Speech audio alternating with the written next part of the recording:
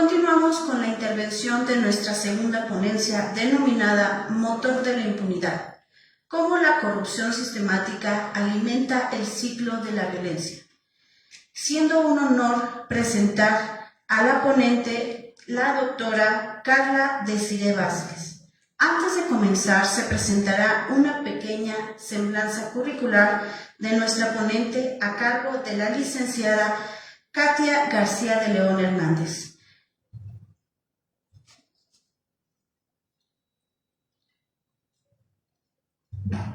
Bienvenida, doctora Carol. La doctora Carol Desiree Vázquez, quien cuenta con estudios académicos como abogada y notaria por la Universidad de San Carlos de Guatemala, un máster en Derecho Penal por la Universidad de Sevilla, España, máster en Ciencias Forenses por la Universidad de Valencia, España, un doctorado en Derecho Constitucional Internacional por la Universidad de San Carlos de Guatemala. De igual manera, impartiendo docencia en la Universidad de San Carlos, en la Universidad Rafael Landívar, Universidad Mariano Gálvez y en la Escuela de Estudios Jurídicos del Organismo Judicial, contando con experiencia laboral como magistrada suplente en la Corte de Apelaciones, como magistrada titular de la Corte de Apelaciones y como representante de los jueces de primera instancia ante el Consejo de la Carrera Judicial. De igual manera cuenta con cargos honoríficos como galardonada por el Tribunal de Honor del Colegiado de Abogados y Notarios de Guatemala, reconocida como mujer distinguida del organismo judicial, como integrante de la Junta Directiva de la Asociación de Jueces y Magistrados, integrante de la Junta Directiva de la Asociación de Mujeres, Juezas y Magistrados, disertante en conferencias nacionales e internacionales en múltiples temas jurídicos, autora de artículos académicos, autora de libros como son Anotaciones de Derecho Penal, La reparación digna, integral y transformadora, el debate, aspectos prácticos y la capacidad de la culpabilidad. Por favor, démosle un aplauso a la doctora Carol.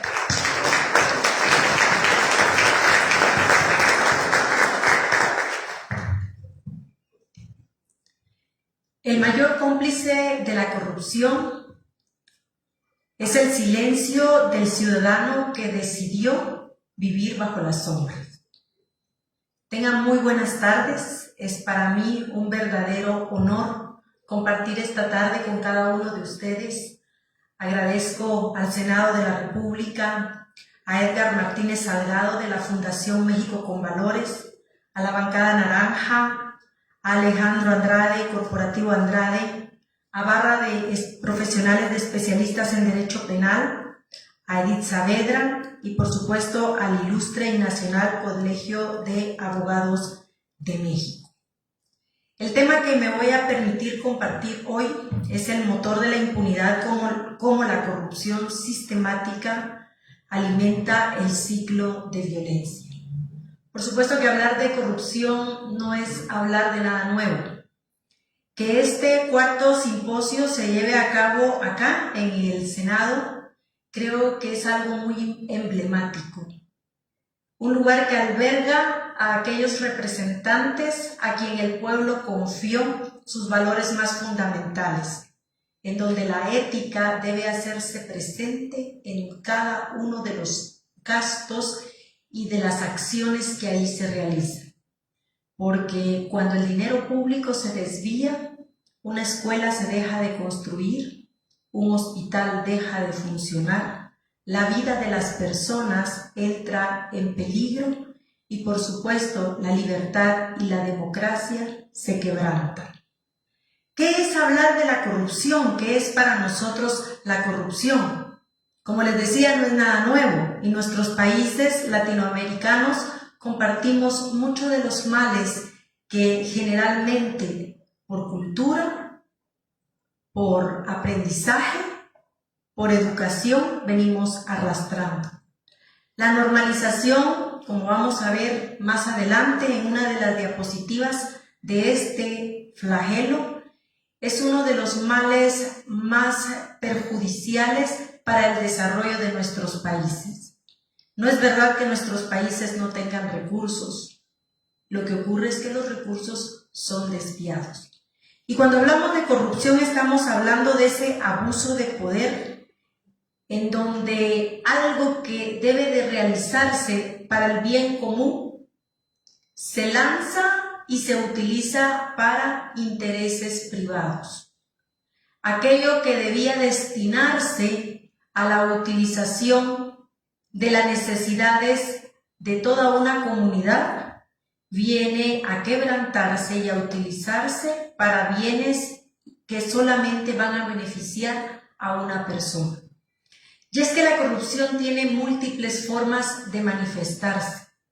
A veces hemos escuchado que dice: soy un funcionario correcto, jamás he tomado nada del erario público, pero quizás lo he consentido, quizás he visto cómo otros lo hacen y por temor, por acostumbrarme, porque creo que así es, no lo denuncio.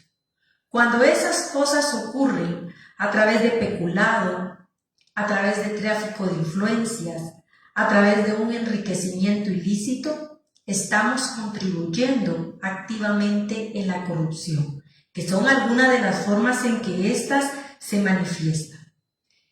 ¿Y cómo podemos nosotros, a ver si me van ayudando a que las diapositivas corran, y cómo podemos nosotros encontrar o qué elementos aparecen dentro del fenómeno corrupto? Generalmente concurren tres importantes: la oportunidad, la motivación y la racionalización. ¿Cómo ocurre la oportunidad? Ante falta de controles, ante cultura de normalización, ante así es. Esa es la oportunidad que se tiene, que se busca y que se forma para que este fenómeno siga en el país o en nuestros países. Con mucha pena vemos muchas veces cómo los jóvenes ya no quieren prepararse, porque dicen: es más fácil hacerse amigo de un político que nos dé la oportunidad que la capacidad que podamos tener para servir. Eso es muy lamentable porque hay una normalización.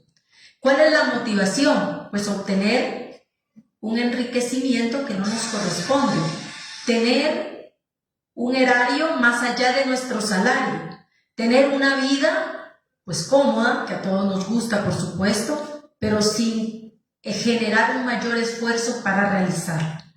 Y cuando vemos el tercer elemento, que es la racionalización, cuando nosotros vemos es que así funciona el Estado, es que si yo no paso el soborno bajo la mesa, eso no va a caminar, eso no se va a realizar.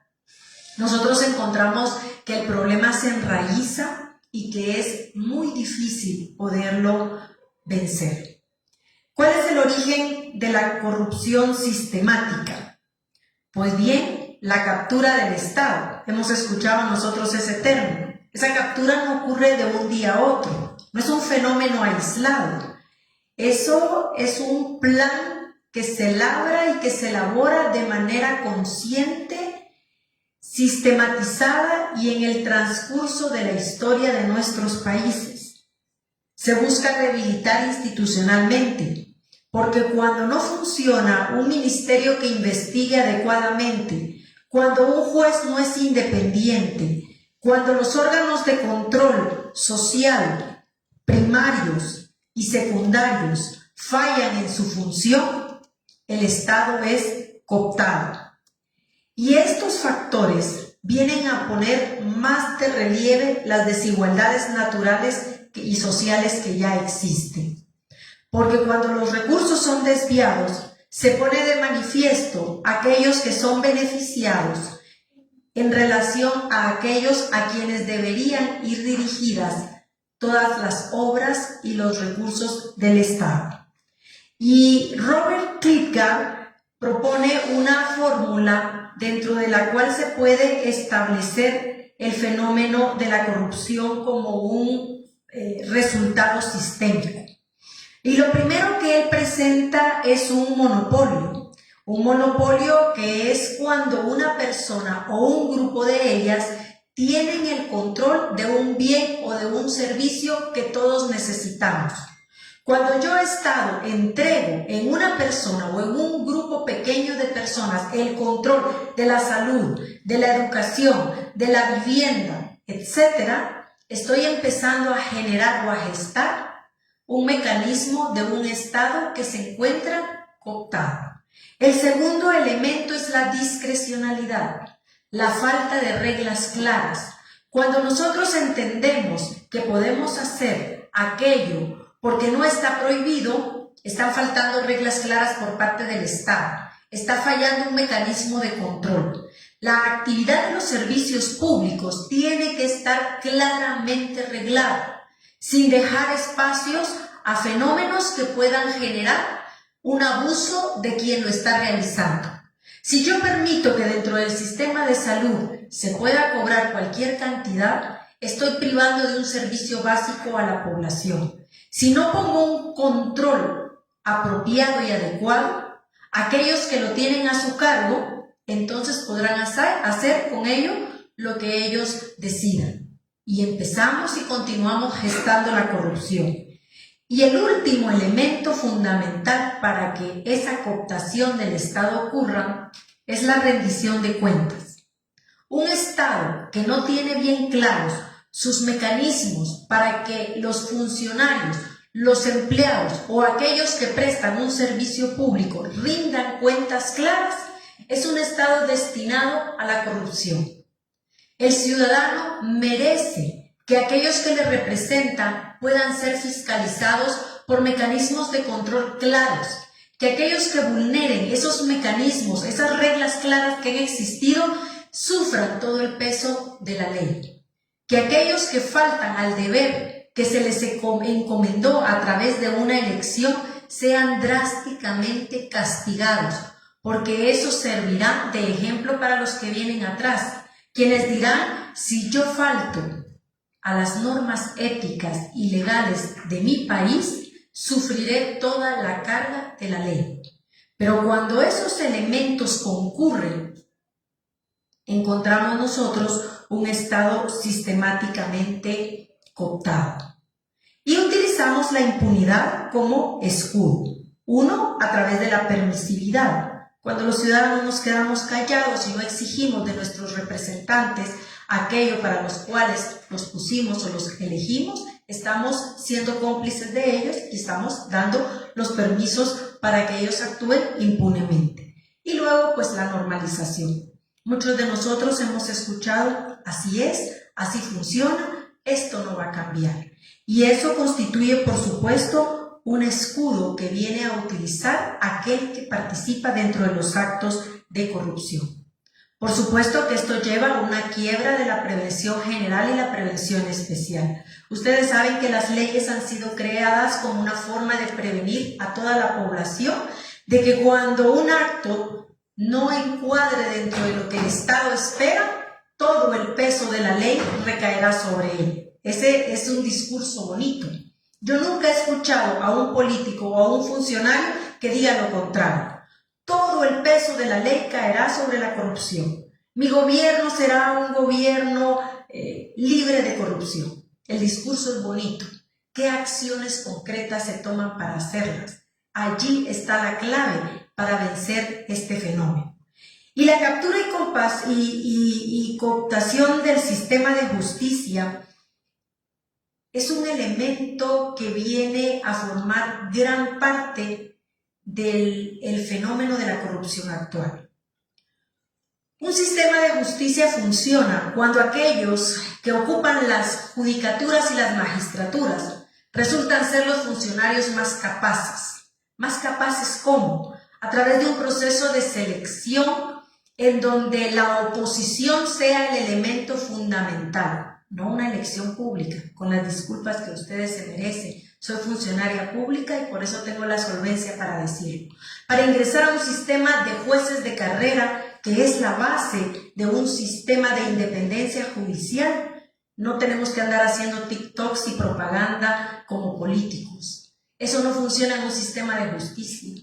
Los funcionarios judiciales tenemos que saber dictar resoluciones judiciales, tenemos que ser los más capacitados dentro de las salas de audiencias, no responder a favores políticos, no responder a que les gustó muy bien la campaña que lancé. Tenemos que responder a un sistema que nos vuelva imparciales e independientes, que son dos características fundamentales de un sistema no cooptado.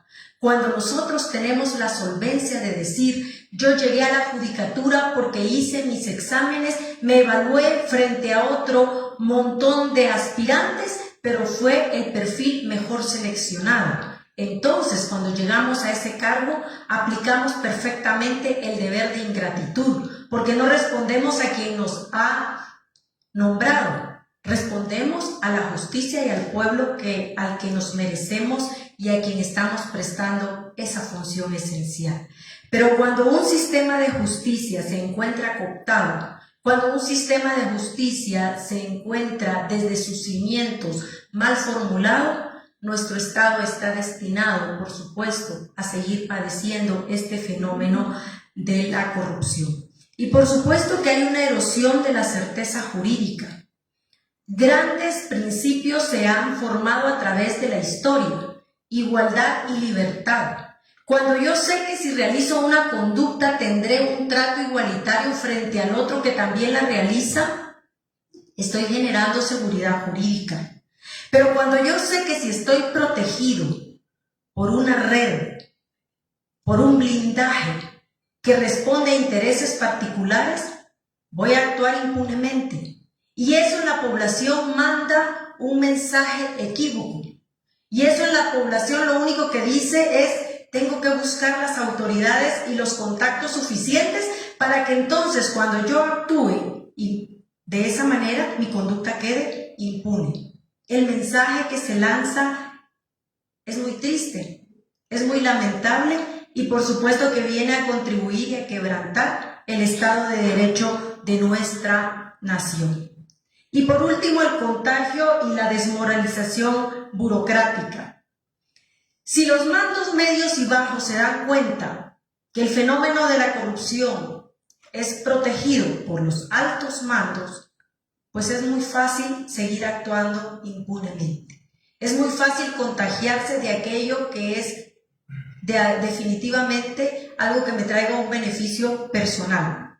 Lo que interesa es mi beneficio y no el sentimiento de servicio hacia los demás. Técnicamente, entonces, encontraremos que utilizamos la realización de estos elementos para generar impunidad. Y esa impunidad nos da un compromiso frente a la comunidad internacional, porque cuando dejamos de prestar servicios esenciales, la comunidad internacional está vigilante de lo que nosotros estamos realizando. Y nosotros podríamos decir, bueno, con que estemos bien aquí adentro, pues, ¿qué nos interesa lo que diga la comunidad internacional? Pero es que nuestros estados no viven aislados. Nosotros vivimos en comunidad internacional y necesitamos relacionarnos unos a otros. ¿Qué sector querría invertir en un estado en donde la seguridad jurídica no es garantizada?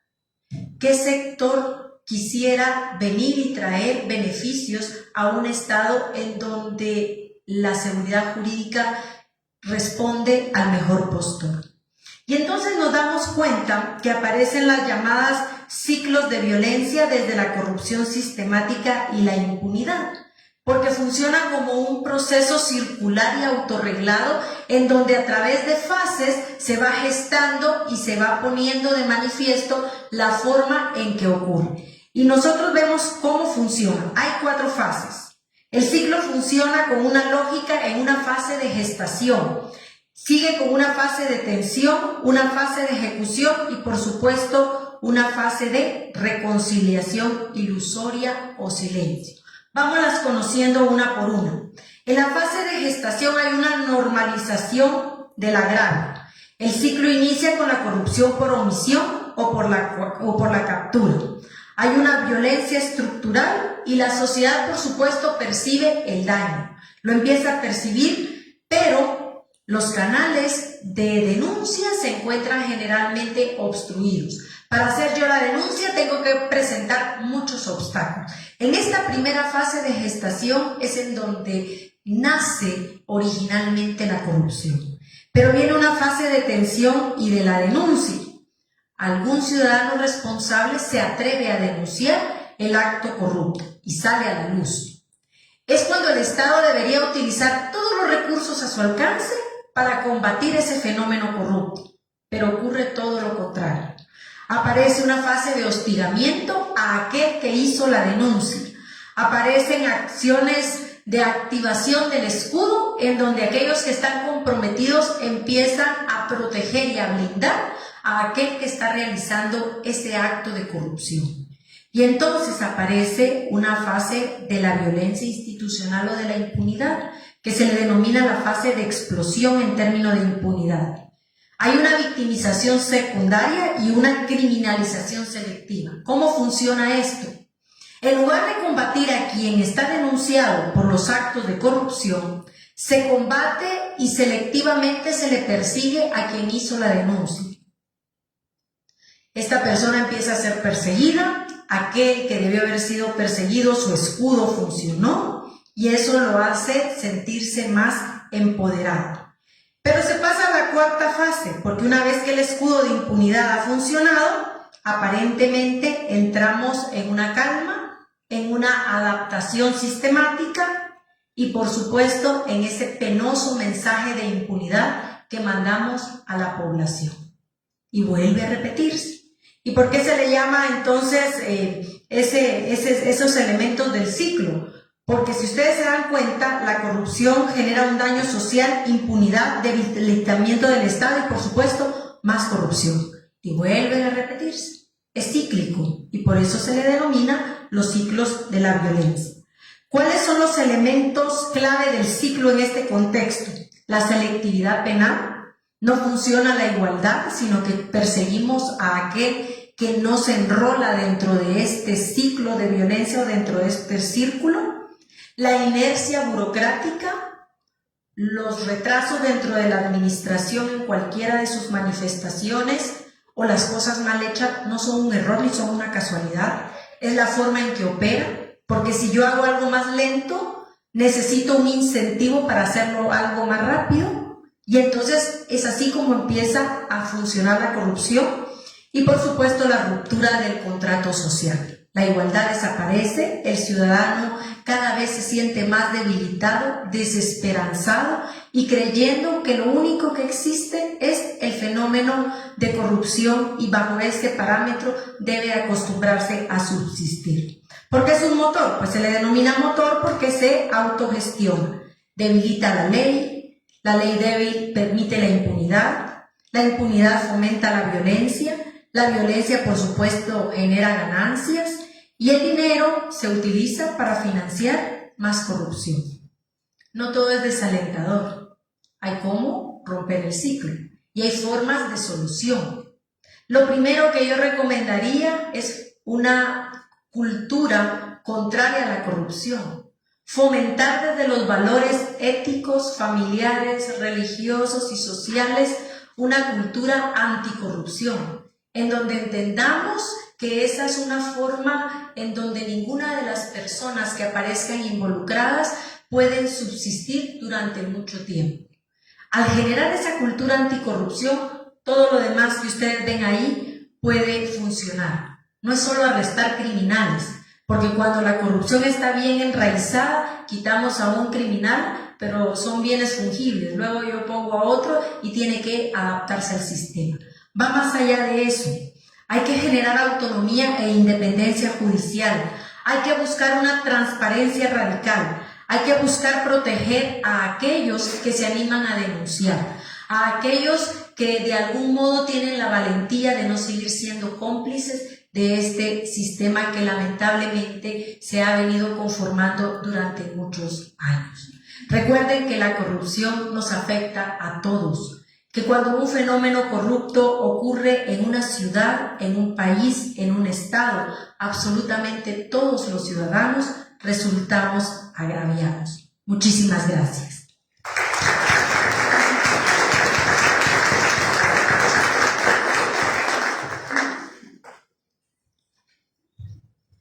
Muchísimas gracias, doctora. Una excelente ponencia. Daremos un espacio para preguntas y respuestas. ¿Alguien tiene algún comentario, pregunta? Ok, entonces damos paso y el uso de la voz a nuestro presidio. Muchísimas gracias. Doctora Caro, realmente es un placer escucharla, ese análisis jurídico que tiene. Realmente es grato escucharlo aquí en México. Somos un país vecino y creo que compartimos muchísimas situaciones. ¿Quién no nos hemos quejado con la frontera norte, todo lo que pasa, cuánta corrupción existe, cuántas anomalías, cuánto trata de personas? Hemos escuchado. Pero cuando nos hemos puesto a pensar del otro lado, estamos hablando de países centros, pues resulta que pareciera que los villanos somos nosotros, ¿no? Tantas cosas que pasan y que realmente no nos ponemos a pensar sobre esa parte, que yo creo que es muy importante. Y no solamente por las acciones, sino por las omisiones que bien mencionan, ¿no? Creo que se delicte más de manera omisiva que activa. Y ese panorama creo que lo tenemos que abordar, pero más con esa conciencia jurídica. Creo que es una de tantas vertientes y responsabilidades que tenemos los abogados. Veo universitarios, veo maestrantes, veo doctorantes, veo doctores, hemos tenido la presencia de senador, hemos tenido la presencia y somos un instituto jurídico. Mas, sin embargo, ¿qué es lo que estamos haciendo como juristas? Creo que tenemos esa responsabilidad de iniciar aquellas situaciones que no necesitamos que alguien nos pague o alguien nos pida. Creo que tenemos esa responsabilidad de iniciarlas y hacer algo por nuestro México lindo y querido que está un tanto descuidado. Pero bueno, muchísimas felicidades, doctora. Adelante, doctora Yafet.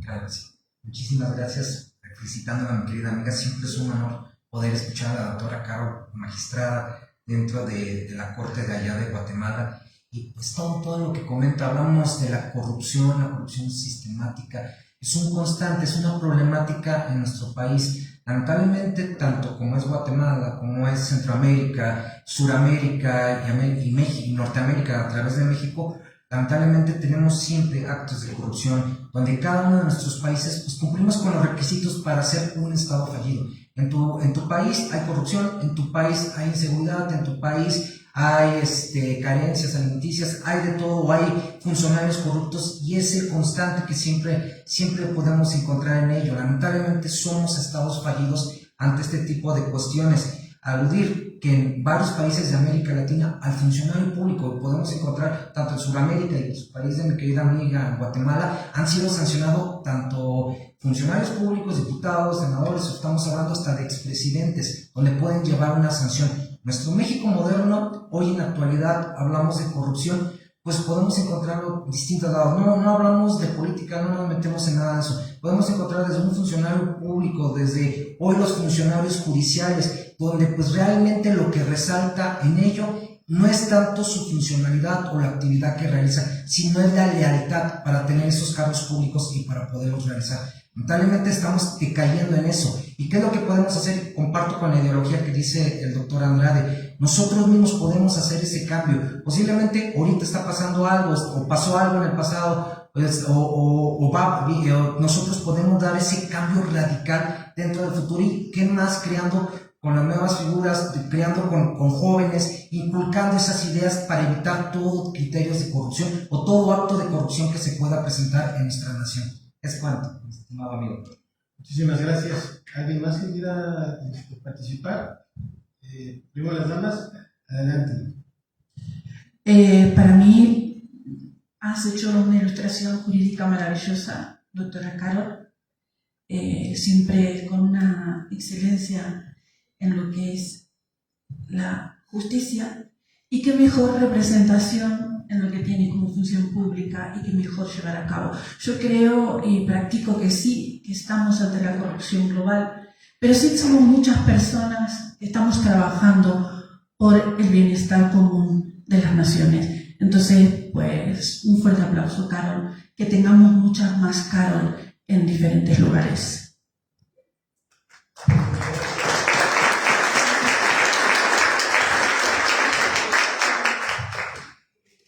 Adelante. Pues, doctora Carol, yo la quiero felicitar porque para mí no solo fue esta parte jurídica que nos fuiste llevando a entender lo que es la corrupción, me parece que fue toda esta visión humana de la corrupción cuando hablas de la naturalización y de que estamos viendo que nadie nos vea para cumplir con el orden jurídico, con el orden penal. Y ahí es donde entra lo humano, es cómo nosotros culturalmente nos llevan al razonamiento moral de premio y castigo. O sea, tengo que cuidarme que no me castiguen para no hacer el acto corrupto. Si no, no lo incorporo como una parte de crecimiento moral, el decir, no tengo que hacer el acto corrupto, me vean o no me vean. El acto corrupto lo hago o no lo hago. Y si no lo hago es porque yo lo tengo incorporado en mi desarrollo moral.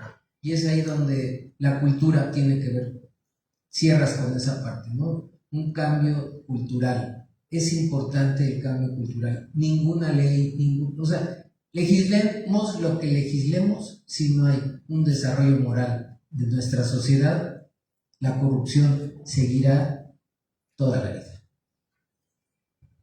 Muchas gracias. Vamos a darle el uso de la voz al doctor Roberto Jiménez García. Cedamos los micrófonos. Hola, buenas tardes. En primer lugar, felicitar a la doctora Carol por su excelente ponencia. La verdad es que cada vez que la oímos es aprender un poquito más. Y estoy completamente de acuerdo en que la corrupción es un fallo del sistema, de cualquier sistema democrático, que lo que nos lleva es, finalmente, aunque parezca que es algo que no nos afecta directamente a los ciudadanos de a pie, porque cada uno seguimos con nuestra vida. Y pensamos que simplemente es un poco de un trastorno en el balance económico de algún estado, de algún ayuntamiento, de algún municipio. Finalmente, el hilo que hay entre lo que es la corrupción y la violencia es muy pequeño, es muy frágil.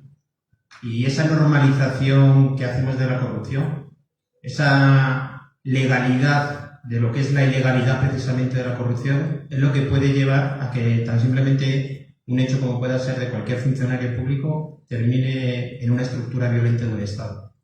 Eso es como un edificio que cuando los pilares fallan, al final va a colapsar y se va a derrumbar. Entonces, el normalizar lo que es la corrupción puede llevar a precisamente a que se socave todos esos derechos que poco a poco se han ido consiguiendo en cualquier Estado. Por tanto, igual que me ha dicho anteriormente los ponentes, depende de todos nosotros, aunque parezca que no, ese apoyo a la no normalización de la corrupción es lo que va a llevar a que un Estado democrático se mantenga y persiga los derechos de todos los ciudadanos. Y al final van a ser todos los que se van a beneficiar. Muchas gracias y felicitar a la doctora Carol. Muchísimas gracias a nuestro presidente. Hacemos la entrega de su reconocimiento por su participación en este cuarto Simposio Internacional Jurídico Penal.